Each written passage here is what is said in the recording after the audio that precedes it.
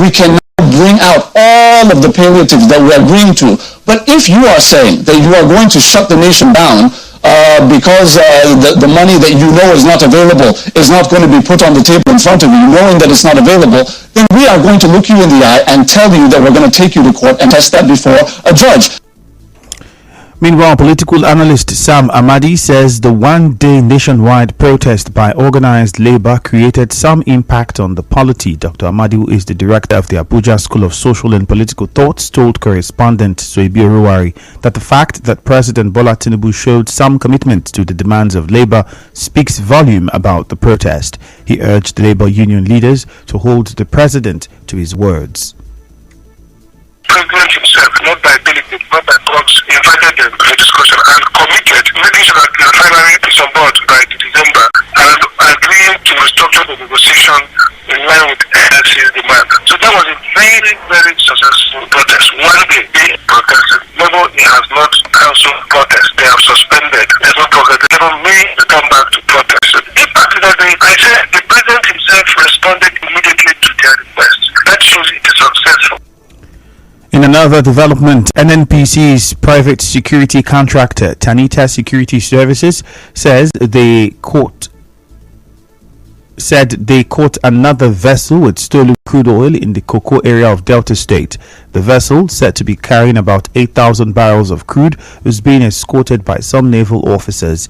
As you may know, Tanita Security Outfit is a private security company owned by government Egbemu Polo, popularly called Tom Polo, a former Niger Delta agitator who recently got a contract from the federal government to protect oil pipelines. Operatives of the Tanita Security said the vessel tagged MT Praisel was flying a Togolese flag and was being escorted by a Navy boat led by a senior naval commander. The Tanita operatives said they were met with resistance from the Navy boat escorting the vessel and that the naval commander threatened to deal decisively with them. But the private operatives said they refused to back down, but they eventually contacted the National Security Advisor Nuhu Rebadu and the Chief of Naval Staff Rear Admiral Emmanuel Ogala, who authorized them to inspect the vessel. Upon entrance into the ship, the security company said they noticed that the vessel was authorized to carry products by the Navy, but did not have any approvals from the Nigerian Midstream and Downstream Petroleum Regulatory Authority, the authority responsible for the regulation of midstream and downstream petroleum operations in Nigeria. The Board of Trustees of the Ogoni Trust Fund on Hydrocarbon Pollution Remediation Project, HYPREP, says there has been value for funds spent on remediation projects carried out in Ogoni land. Chairman of the Board of Trustees on HYPREP, Mike Nwelagi, said this after he led board members on a tour of the 4 Ogoni local government areas, Kana, Gokana, Tai and Eleme, to remediation sites, inspection of livelihood and water projects.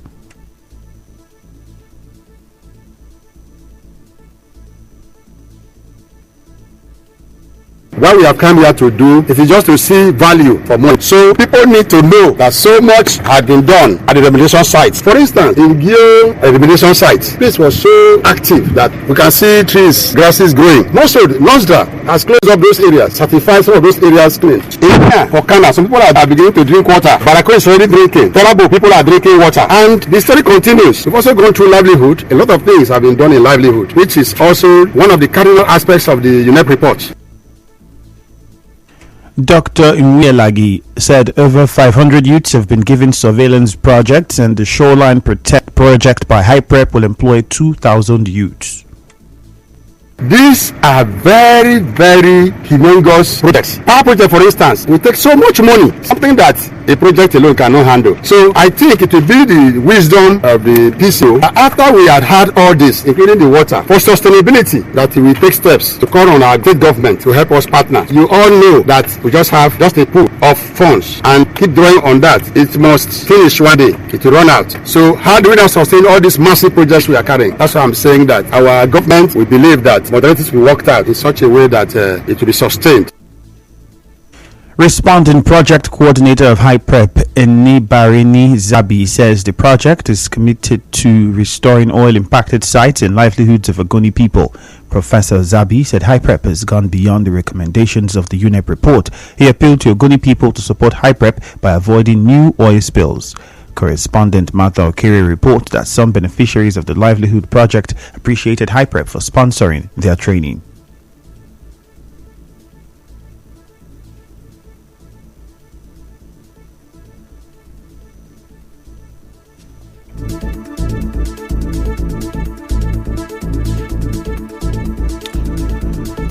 As you may know, today marks 12 years since the United Nations Environment Programme UNEP released its environmental assessment of Ogoniland. It makes recommendations to the government, the oil and gas industry and communities to begin a comprehensive cleanup of Ogoniland, restore polluted environments and put an end to all forms of ongoing oil contamination in the region. Accord Party has closed its case at the Rivers State Governorship Election Tribunal after fielding 10 witnesses. The party is challenging the emergence of Siminalayi Fubara as governor in the governorship election. At the resumed hearing, the 10th witness, who is a subpoenaed witness, Moses Salvation, a state coalition officer, told the tribunal that different ballot papers were found in some of the local government areas. He stated specifically that ballot papers from Akwa Ibom State were found at Ward 19, Kana local government area. When asked under cross-examination if coalition agents were prevented from carrying out their electoral duties, he answered in the affirmative. He, however, added that he visited the few local governments he could and got reports from other local government areas. After cross-examination, Accord Party's lawyer Abiodun Owonikoko subsequently announced that he was closing his case. The chairman of the tribunal, Justice Cletus Emifonie, adjourned the case to Monday, August 7 for defense to open its case.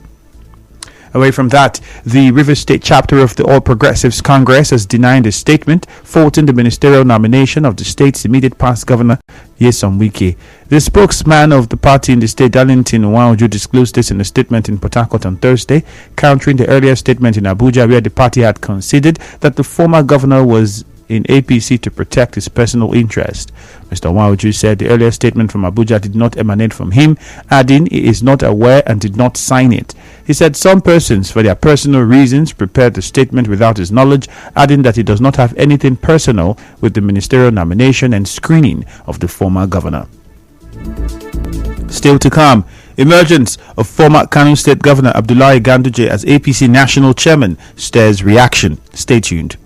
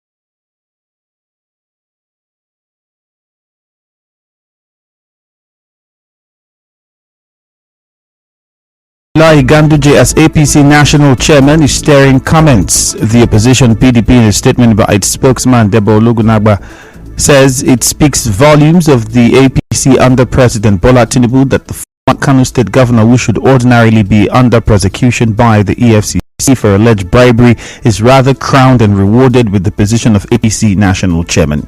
Yesterday, the new APC national chairman Abdullahi Ganduje said he will ensure the party's victory in the November 11 governorship elections in Imo, Kogi and Bayelsa states.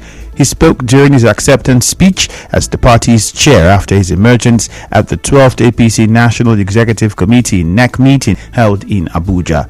The party's NEC also elected former Senate spokesman Ajibola Basiru from Ogun State as its national secretary. The NEC meeting was attended by President Bola Tinubu, Vice President Kashim Shettima, and members of the Progressive Governors Forum. President Tinubu spoke at the event. Posterity will not forgive us if we fear of that path. We honor their wishes, but we coast to victory. It is an honorable thing. Yet, we are facing challenges in court. And I say, this is one of the most free and fair elections in the history of Nigeria.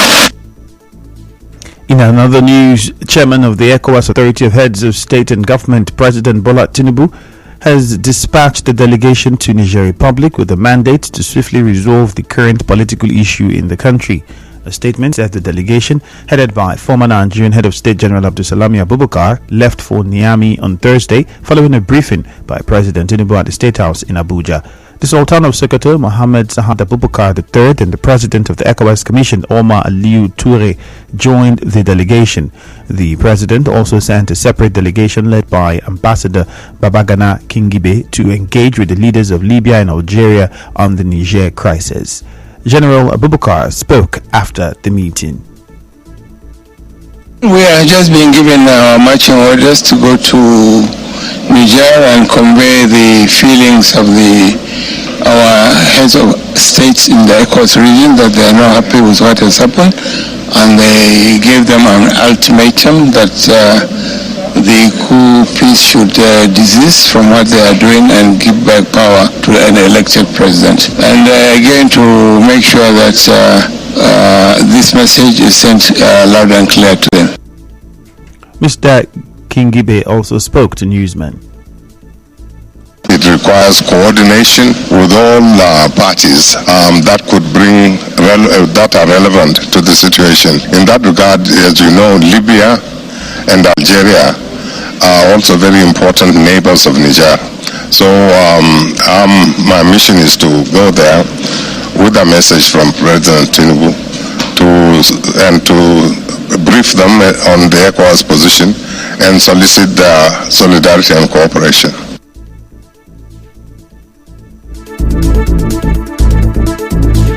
And now we'll bring you news from around the world.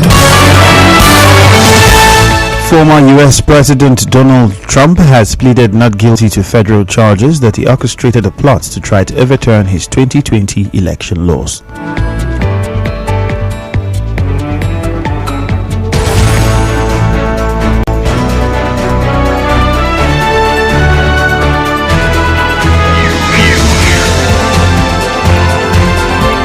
This is the news on 92.3 Nigeria Info.